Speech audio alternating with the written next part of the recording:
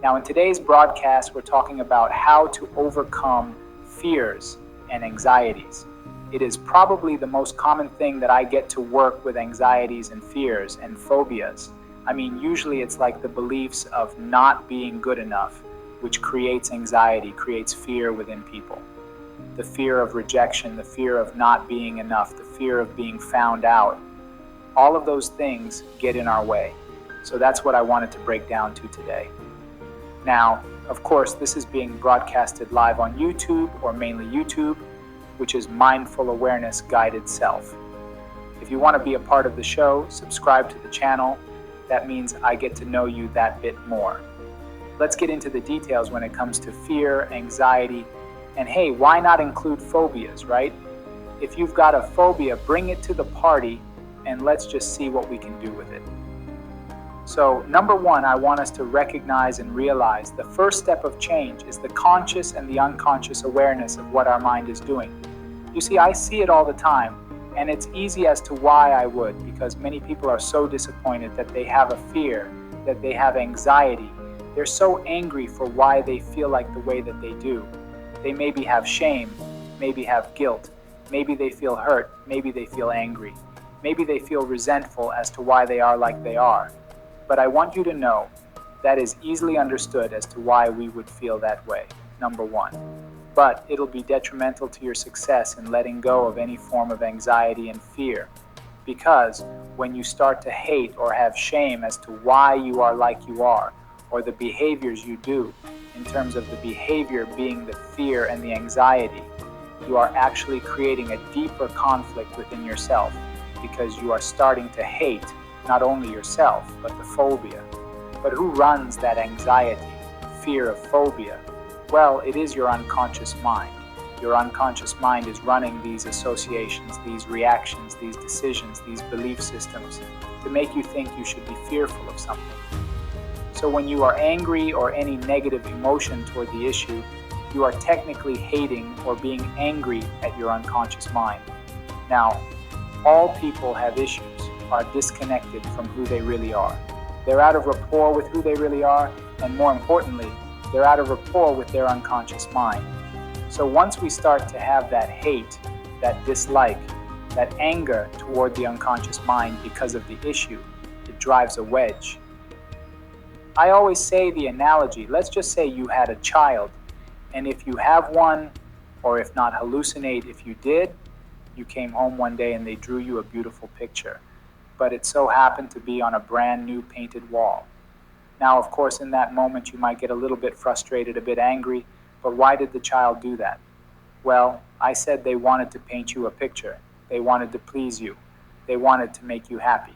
They wanted to impress you. So now change that little child to be your unconscious mind. Your unconscious mind may not make all the best decisions. It may not do the best behaviors. It might give you a panic attack. It might give you the phobia. It may give you the anxiety. It may give you that worrying doubt that you wake up in the middle of the night and you just cannot sleep. But like a child, it was trying to please you. And that goes into my second point, because number one is we don't want to create more conflict by hating ourselves, because we're hating our unconscious mind. And that goes into the analogy of that child painting you a picture. What's it trying to do? What is every fear trying to do? What is every phobia trying to do? What is every form of anxiety trying to do? And I say trying because the word trying comes from the word like try it. It's never going to succeed. Even try. I'm going to try and make it. How often do you really make it compared to saying, I will be there? So your unconscious mind is trying to do something to fulfill a strategy and a behavior to do one thing. And we can say in different words, but it's going to be safety. Different word, protection. It's a safety and protective mechanism. For some reason, somewhere along the line, it made a decision. Now, the good thing is, I'm going to get to it now. If your unconscious mind decided along the way to have a fear or to have anxiety or to have a phobia, and it decides just like that, it may have had many events leading up to it. But to actually have a completion of to be anxious, a completion to have the phobia or the habit or the association, it takes a moment. The good news is, if it takes a moment to create an issue, it takes a moment to undo it and create a new one. So remember, your unconscious mind is trying to protect you. And it did so usually under a couple of conditions. And usually at the same time. It doesn't have to be, but usually it's the same time. Number one, anxiety-based ideas, thoughts and feelings. The inner voice that we have, or the fears, or the phobias that we have. Decisions were made when we were under stress. Maybe there was a one-time event in our life. Maybe, let's say, a driving phobia, where we had a panic attack, or we had anxiety, or we felt like we're going to find or we're going to lose control. In that moment, your unconscious mind remembers and goes, driving is not safe. You might get out of control. This might happen. Or maybe it's about presentations. Maybe it's about charging what you are worth. Maybe there was an event along the way. It was kind of like I would call a significant emotional event, so it was significant. I have therefore important to you emotional because there was emotion there that in that event it made a decision. And in that decision, it started to then have a gateway into either allowing it to spread into other areas of our life, or it just consistently did the same thing over and over again to condition itself to keep on repeating the same behavior of anxiety or phobia. The thing of anxiety, it's focusing on all the things you don't want to happen. So we know that it's trying to protect you, trying to foresee the future and what could go wrong to prepare for it. The problem is 99.9% of the time, that thing you were thinking about would have never happened. But it just gets us out of control, and that fear gets us out of control. That phobia gets us out of that control, and it just gets conditioned to do the same habit over and over again. Now, the other time is that we could have been very, very young. So yes, significant, important to you, emotional, that was an intense feeling and that was an event. But those events could have happened. Maybe it was an adult, maybe it was an intense situation, but for many of us it could have been when we were very, very young in our formative years between 0 and 7. In sociology, they say is our imprint age where we're just fresh, we're just open. So maybe you did not know better, maybe between 7 and 14. That's our modeling stage, either way, we did not know better. So we made a decision based on the knowledge and information that we had at that time. Now guess how much knowledge and information did you have? Let's just say if it was 6 years old, or how much knowledge and information did you have to make a good decision when you're 25 years old under that amount of stress? You don't usually make good decisions when you're young or under a good amount of stress, even when we're older. So just think that number 2, your unconscious mind made the decision to try to protect you.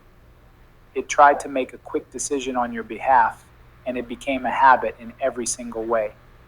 And number 3, it kind of like builds up this association, this thought process, this intense feeling, a long association. So if you think about the thing that you are anxious about, you will have a certain association to it. Let's take that example of a driving phobia, right? We'll break down a couple of them, but let's just say we have that driving phobia. Now, of course, every time you think of driving, if your neurology is being conditioned, you will have a feeling evoked from you every time you think of driving, wherever you not be near a car, whether you get in the car, just the thought of a car, or maybe a highway, or maybe a certain kind of road or a certain kind of trip, you will have this association at a neurological unconscious level.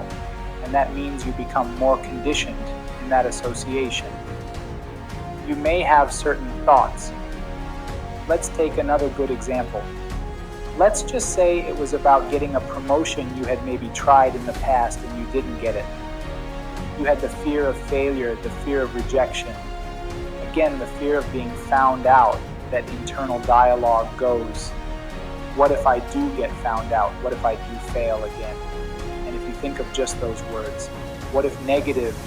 You then come up with all the scenarios of what if negative? What if I fail? You are thinking of failure, of how it's going to go, what people are going to look like or think of you, all of those things. So our unconscious mind goes through all these different layers of thinking, from the emotional to the thought process. to the belief systems, to our values, to the memories, to our personality types. It's like filters through all this information based on your past experience and makes a decision go, I'm not going to get this promotion. Or what if I look silly, sound silly, and so on. You see where we class things as anxiety or fears or phobias. It is just really a conditioned habit. So a little kind of playful exercise just for a moment to you. I want you to maybe think about something that you've been anxious about, or I want you to think about something that you are fearful of. I want you to maybe think of maybe you've got a phobia. Now, as you think about either one of those things, because collecting it as one for the mass audience, if that makes sense, because not everyone has a phobia. Not everyone has anxiety, but they may have that fear. So just go ahead and choose one. They may kind of be combination, hopefully, not that you've got a fear, phobia, and anxiety all together. They're all one of the same thing though, really, aren't they? But just go ahead and bring that to your mind. As you bring that to your mind, you have a certain picture in your mind. Now maybe it's up front and close. Maybe you are looking for your own eyes. Maybe it's vivid. Maybe it's big and bold, all of those things. Maybe it's far away. Maybe it's very dim. Maybe it's very to one side of you. Maybe you're seeing yourself in the picture. You see, most of the time though, what I would say statistically based on my experience, but 95% of the people are noticing the anxiety or fear, and specifically phobias, if they're looking through their own eyes. Because when they're looking through their own eyes, it feels very intense in a highly acute associated state. That's why we feel the feelings that we do. But I want you to notice maybe there's certain sounds as well, because we just did visual. And as you think about the sounds, are they your own voice? Are other people? Is it the environment? Because if you could imagine, maybe if someone had a driving phobia, maybe they're hearing the rushing cars going by them and they're looking through their own eyes. Of course, that might be a little bit scary. Even me imagining it, I'm a little bit nervous. Now, you see those association, the buildup of all these things then can maybe have a feeling. Where's the location of that feeling that you fear or feel? Which could be fear, which could be anxiety. Is it in the chest? Is it in the stomach? Is it all over? Is it free floating? But the whole idea here is for you to start to become consciously aware of that. Your unconscious mind process its own strategy. Usually this happens beneath the surface without even thinking about it. But once you put your awareness consciously to the unconscious process, you're starting to break things down. So notice your association. Notice the thoughts, the feelings, the sounds, the images you have of the thing that you are anxious about, or the feelings about the fear or the phobia or whatever it's, because that's all it is. It's just an association, certain association to thoughts, feelings, behaviors, reactions, and so on. But wipe that off the screen for a second. Just kind of wipe it off the screen in your mind. I would like you to bring to your attention maybe something that you are really, really good at, okay? Is there anything that you're really competent at, or maybe not even competent at or good at, but something you really, really enjoy doing, right? You just enjoy it. And it could be totally unrelated to the fear of phobia. So for example, let's just say if it were me when I was younger, I'd be like, well, I really, really enjoy playing baseball, right? I really enjoyed that. Was I really good? Well, I was okay. It wasn't amazing, but I was okay at it. But when I think of playing baseball, I have a certain association. I used to really enjoy drawing as well. As I think of drawing, I'm going to have an association. Maybe there's a passion. Maybe there's a thing that you do, something you enjoy. It could be even just socializing with your friends. It could be doing a certain hobby. It could be spending time with your pet or your partner or whatever it is. But I want you to bring your attention to one of those experiences, only one, of what you enjoy or what you are very good at. Now, as you think of that thing, I'm going to presume you also have a picture in your mind. What's the size? What's the shape? Are you looking for your own eyes? What's seeing yourself over there doing it? Now, as you go ahead and consider that, maybe there's going to be important sounds, maybe internal self-talk like, I'm enjoying this, or I'm good at this, or let's go ahead and win whatever it is. Notice the quality of those sounds, internal and external, as you bring to mind one of those things that you really enjoy or that you are very good at. Now, notice the failings. How is it different from the first experience of the fear and anxiety? Do you fail it in a different place? Is it bigger? Is it smaller? And I'm going to presume it's going to be a good failing cause. You enjoy doing this good thing. Now, what makes the difference? That makes the difference here, right? Because how has our mind been coded to have a fear for this thing, but also have a totally different level of coding to this thing that we actually enjoy? And if you think about it, if you were to go ahead and just consider moving over, changing your representation now, but doing this by yourself, it may take some time, but you know what? Sometimes time is all we have, right? If you want to get the lifetime of freedom, you better put some time in because you want it that badly. So what I would be thinking of doing is beginning to, you could say, recode the one association into the other one. What if I bring, for example, one was driving, the fear of phobia driving, one was playing baseball, and as I see them, they have to be the association completely different because I have a great for one and a phobia for the other.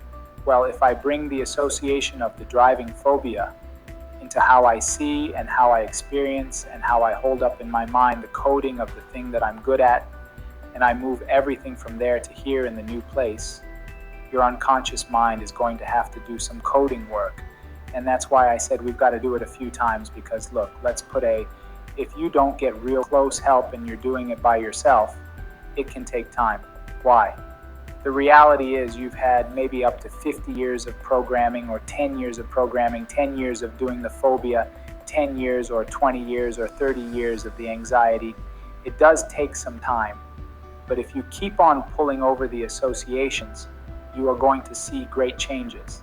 Now, one of the key things I want to bring across here is most people, like I said, are usually looking through their own eyes, mostly when they're in a highly intense, fearful, anxious or worried state. For me personally, I used to have anxiety. Now, every time I thought about it, every time I hallucinated it, every time it happened in reality, I felt everyone's attention on me as if I was looking through a tunnel and everyone's attention was on me. And then I'd start to feel all those failings and the blood in my cheeks and all those kind of things. It was a highly associated emotional state. The key here is, as another way of changing, is for you to pre-teach your unconscious mind.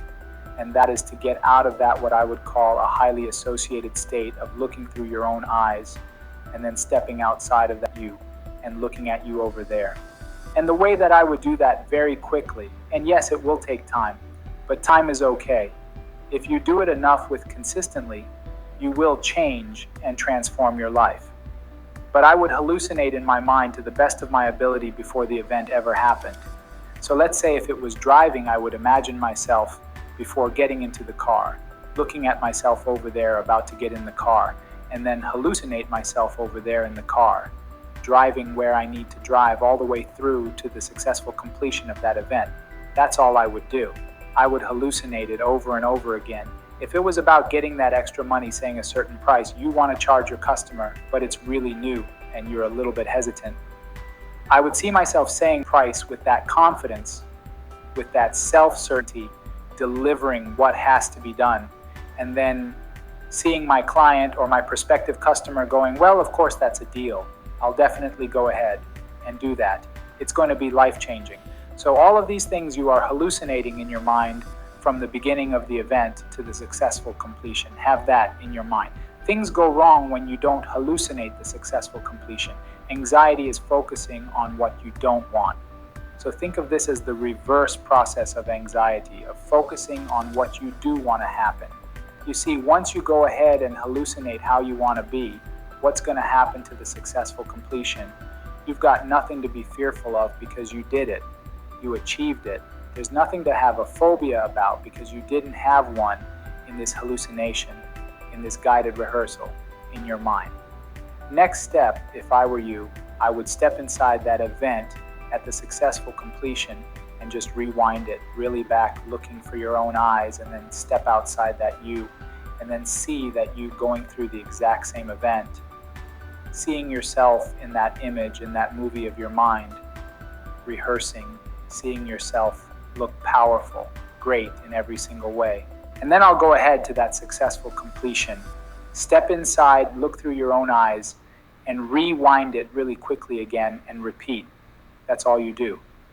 So there's a couple of options there. You've got the recoding of the mind, of the images, the sounds, and the feelings from one negative association of fear, worries, and anxieties or phobias, all into the thing that you're good at, to recode the brain, or I would say, and because you might as well combine them while we're here. Go ahead and hallucinate, because your unconscious mind doesn't know the difference really from what is real to what is imagined. Now, you might go, well, that's crazy, Yuri. Of course it does. Well, when you focus on what you focus on, which is everything you don't want, what happens? You feel anxiety. So therefore, your unconscious mind does feel things, believes it to be true. Otherwise, you wouldn't be anxious about hallucinating of all the things you don't want to happen in the exact same way. We know horror movies aren't that real. Hopefully not, right? But we can have a jump, a shock. We could be a little bit scared. Action movie, the same thing. We know it's not true, but we are hallucinating in your mind. You ever seen a sporting event? I used to love this one, especially in baseball. The batter is about to hit the ball, like the pitcher threw the ball and the batter hit the ball hard that it was a home run. And you see everyone in the crowd almost physically trying to jump up and header the imaginary ball in their mind. So with the player, they know they're not there, but the neurology is failing it. So of course, your unconscious mind does not always distinguish between what is hallucinated and imagined from reality. So that is why we want to be able to take the custom association into something that we are good at, because it'll believe it to be true with consistency. Same thing with the guided imagery rehearsal. See yourself over there, do it, is pre-teaching your unconscious mind, because it finds it hard to distinguish between reality and imagination. Now, of course, like all things, as I said, it's sometimes good to get help with this, to be guided through this, or to get even better techniques and processes and transformations and things like that. Now, of course, this is really, look, I don't like to repel the customers as such, but I only work with certain kinds of people. You've got to be decisive. You've got to be committed. You've got to be totally invested, so invested that you are willing to do whatever it takes, even in money, even in time. I mean, it goes in 4 weeks, but with my program in Mindful Awareness LLC, along with our top hypnotists.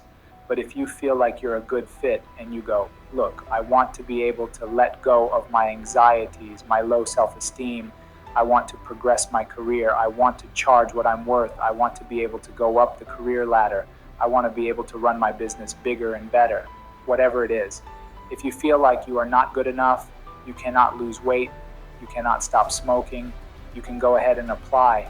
We only take on a few people because it's very customized, but you can go to Mindful Awareness website that you can find in our channel here, or email to us. And that is where you can start to book a call with us. When you book a call with us, you fill out an application, and we go over that application to prepare us for the call. And we are on the call.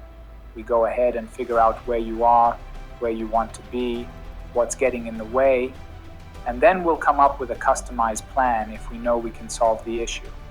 If we can't, we'll point you in a different direction, because, like I said, we can only help people. We can help. I'm committed to getting the total success in every single way. I thrive off it in a great way. I want to get people out of pain and get them to their potentiality. So once again, book a call with, and that way you can maybe, if you choose to go all in, let go of your issue.